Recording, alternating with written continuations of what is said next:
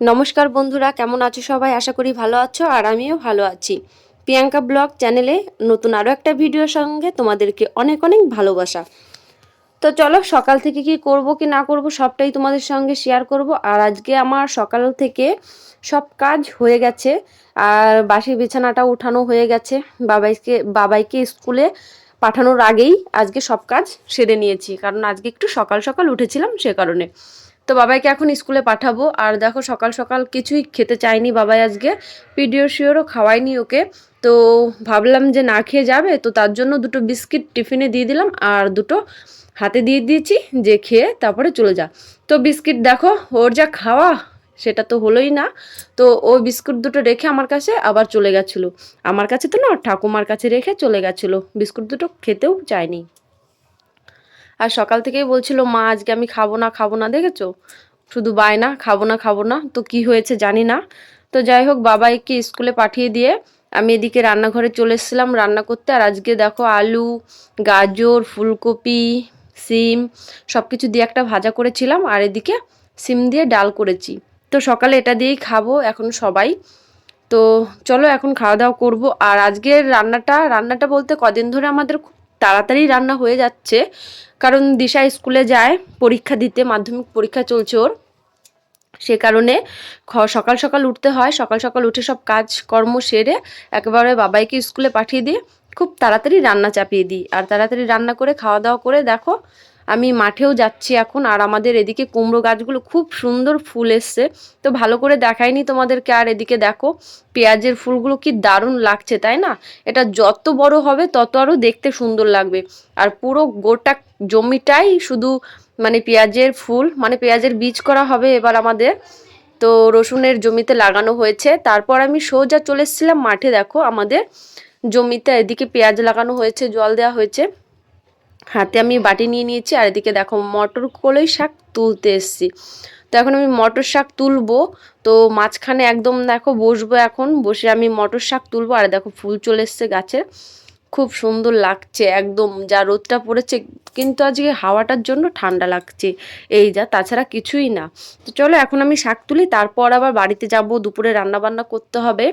আর আজকে রান্নাটা কিন্তু দুপুরে আমিই করেছি, আমার যা বাইরের টুকিটাকি কাজ করছিল আর আমি রান্নাটা সেরে নিয়েছি। এদিকে এদিকে রিঠে মাছের ঝোল করেছি মশলা দিয়ে, আর এদিকে সিম ভাজা, আর এদিকে যে মটর শাকটা তুলে এনেছিলাম মাঠ থেকে সেটাই শুধু ভেজেছি।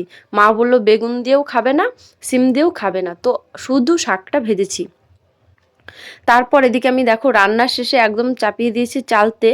তো পাশের বাড়ির এক মানে যা হয় আমাদের, তো সে চালতে দিয়েছিল দুটো, তো পচে গেছিলো দেখো তার মধ্যে থেকে। আর যখন চালতে পুরো পেকে যায়, গাছ থেকে ঝরে ঝরে পড়ে যায়, তখন কিন্তু ওটা পোকা থাকবেই, চালতেতে পোকা থাকবে না এমন কোনো কথা নাই। তো সেইগুলো বেছে বেছে মা দেখো যতটুকু বের করেছে, আমি ততটুকুই এখন আচার করব এটার। তো রান্না কমপ্লিট হয়ে গেছে এদিকে আমার। আর আমি তোমাদের বাইরেটা দেখাচ্ছিলাম, এখনও আমাদের রান্নাঘরটা ঠিক হয়নি। আর বাইরে হাওয়াটা দেখে বুঝতেই পারছো নিশ্চয়ই কি হাওয়া দিচ্ছে। তো খুবই অসুবিধা হচ্ছে রান্না করতে। তো আগুনগুলো বাইরে চলে এসেছিলো হাওয়ায়। তারপর দেখো আচারের কালারটা জাস্ট ওয়াও হয়েছে, দেখেই লোভ লেগে যাচ্ছে, কিন্তু আমি এখন খাবো না। এটা খাওয়ার একটা সময় আছে, আমার যখন তখন সব কিছু খেতে ভালো লাগে না। তো আমি একটু পরে এটা টেস্ট করে দেখবো কেমন হয়েছে কি না হয়েছে। তো দেখতে তো খুব লোভনীয় মনে হচ্ছে, জানি না খেতে কতটা টেস্ট হবে। তো চলো এখন আমি এটা রেখে দেবো এইভাবেই। তো পরে এটাকে কিছুর মধ্যে ভরে রাখতে হবে, যাতে নোংরা না হয়, কিছু নোংরা জিনিস না পড়ে। তারপর এদিকে দেখো দুপুরে আমি বাবাইকে খাওয়াতে বসে পড়েছি। দুপুরে এখন বাবাইকে আমি খাওয়াচ্ছি, আর বাবাইয়ের খাওয়ার সময় ফোন ছাড়া খেতেই চায় না। তোকে আমি বকা দিই, কারণ ও পড়তে বসলেও মানে পড়তে বসতে চায় না, বদমাইশি করে, লিখতে চায় না, বিশেষ করে পড়বে লিখতে চায় না।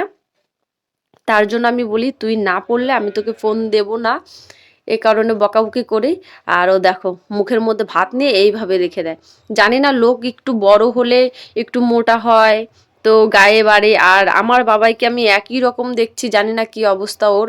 দেখো যাই খাক না কেন গায়ে আর কিছু লাগে না, এত বদমাইশি করে খেলে কি আর গায়ে লাগে? আর স্নান করি আমি, জামা প্যান্ট কাঁচা ধোয়া পরিয়েছি, আর দেখো জামা প্যান্টের কি অবস্থা করেছে কাদা মাখিয়ে। আর যখনই দেখবো জল ঘাটা কাদা ঘাটা এগুলোই, তাছাড়া ওর আর কিছুই নেই। তো তারপর বিকেল হয়ে গেছিলো, বিকেলে আমি উঠোন ঘর ঝাড় দিয়ে বসে পড়েছি আচার নিয়ে, যে আচারটা বানিয়েছিলাম। তো কেমন হয়েছে সেটাই তোমাদেরকে টেস্ট করে বলবো এখন। তো আমি একাই খাচ্ছি, আর দিশা যেহেতু আমার ক্যামেরার ওপারে ছিল, তো দিশাকে বললাম আমি খাবি তুই, ও বললো না আমি খাবো না, তুমিই খাও।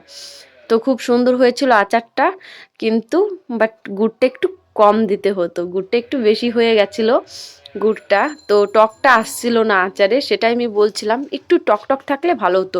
আর বিশেষ করে কি বলতো, যে যখন আমি ছেঁচেছিলাম আচার মানে চালতিটা, ছেঁচাটা যদি আরেকটু কম ছেঁচতাম তাহলে আরেকটু খেতে স্বাদ হতো।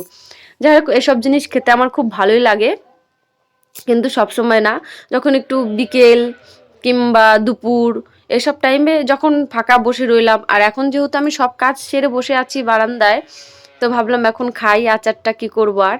তো চলো, তারপর এদিকে দেখো, এদিকে সন্ধে হয়ে গেছে, আর বাবাইকে পড়াতে বসেছি আমি, বাবাইকে এখন পড়াবো। পড়ানোর পর রাতে টুকিটাকি টুকিটাকি বলতে রাতের যে বাবাইয়ের কাজগুলো আছে স্কুলের, সব কিছু করাতে হবে আমার, কারণ অনেকটা চাপ পড়ে গেছে। দুদিন শরীর ভালো ছিল না, আমার ঘাড়ে ব্যথা ছিল, বাবাইকে সেরকমভাবে পড়াতে পারিনি, মানে হাতের কাজগুলো করাতে পারিনি, ওর বাবা পড়িয়েছিল। তো আজকে আমার সেইগুলোই বাকি আছে। তো এখন আমি ওর জিকে বইটা নিয়ে বসেছি, তো জিকে বইটা পড়াচ্ছিলাম। আর ও দেখো বদমাইশি পড়তে বসে, আমি ওকে এক একটা করে জিজ্ঞাসা করছিলাম আর ও বলছিল, তো সবটাই পারছিল। তো যাই হোক, চলো এখন বাবাইকে পড়াই, তারপর আবার তোমাদের সাথে কথা বলবো। বাবুকে পড়াতে অনেকটাই লেট হয়ে গেছিল, বই পড়া শেষ বাবুর। আর এদিকে দেখো, কাকিমা তরকারি দিয়েছিল, সবজি, সব সবজি দিয়ে মিক্সড, তো সেটা দিয়ে বাবুকে খাইয়ে দিচ্ছে। আর এদিকে এনেছিল ওর কাকা চপ, তো চপ আর ওই কাকিমাই ফুল ভাজা দিয়েছিল, তো বেসন দিয়ে ফুলের বড়া করেছিল, তো বাবা এগুলো খুবই ভালো খায়, তো সেগুলো নিয়ে আমি বসে পড়েছি। আর এতটা বড়া দেবো না, ভাজা ফুল ভাজা দেবো না, যেহেতু চপ আছে সঙ্গে, ওর দিদিকে একটু দিয়ে দেবো। আর এখন বাবাইকে খাওয়ানোর পরে নিজেরাও খাবো, খেয়ে দিয়ে একেবারে শুয়ে পড়বো। শুয়ে পড়াটা বলা ভুল হবে। আর দেখো এদিকে আমারও খাওয়া হয়ে গেছে, দরজা আটকে দিয়েছি, দরজা আটকে দিয়েছি বলতে একদম আটকায়নি, একটু ফাঁকা আছে দেখতেই পারছো পেছনে। আর রান্নাঘরটা যেহেতু পুড়ে গেছে, তো সে কারণে ভাত তরকারি সব কিছু আমার ঘরেই রাখা হয়, আর বাইরে থালা বাসনগুলো রেখে দিই। আর দেখো আমার চোখের নিচটা একদম বসে গেছে, কারণ অনেক অনেক টেনশন, আর ভালো লাগে না সংসার করতে, মনে হয় যে কোথাও চলে যাই। কি করব বলো, কিছুই করার নেই, সংসার তো করতেই হবে। তারপর দেখো এদিকে আমার যেটা স্বপ্ন, মানে একদম বিয়ের আগের থেকেই একটা স্বপ্ন থাকে মানুষের, সে আশায় দৌড়ায়, তো আমারও সেটাই ছিল। মাঝে একটু ভেঙে গেছিলো মনটা, কারণ হাজব্যান্ড রাজি ছিল না যে এইসবে, মানে পড়াশোনা করো ঠিক আছে, অন্য চাকরি করো, আর আমার যেটা ইচ্ছা, তো সেইটা আমার বরের ইচ্ছা ছিল না। তো যাই হোক, দেখা যাক কপালে কি হবে কি না হবে।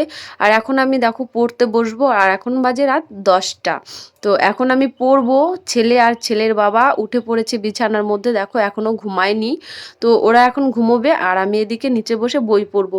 কি করব, একটু কিছু করতে হলে একটু কিছু তো মানে কষ্ট করতে মানে কষ্ট করলে কেষ্ট মেলে, সেরকম অবস্থা। সেটা নিয়ে সবাই জানো কথাটা। তো আমিও ভাবলাম যে যাই হোক, চলো একটু তো কষ্ট করতেই হবে, যেহেতু বিয়ের পর এতটা পড়াশুনো করলাম, আর পড়াশোনার একটু তো কিছু মূল্য রাখতে হবে বলো। তো সেজন্য আমি যাই হোক একটা স্বপ্নের পেছনেই দৌড়াচ্ছি, জানি না কতটা সাকসেস হব। তো চলো এখন আমি বই পড়বো, আর চলো আজকের ভিডিওটা এখানেই শেষ করব। কেমন লাগলো তোমাদের অবশ্যই লাইক শেয়ার কমেন্ট করো, আর টাটা বাই বাই সবাইকে, গুড নাইট, সবাই ভালো থেকো।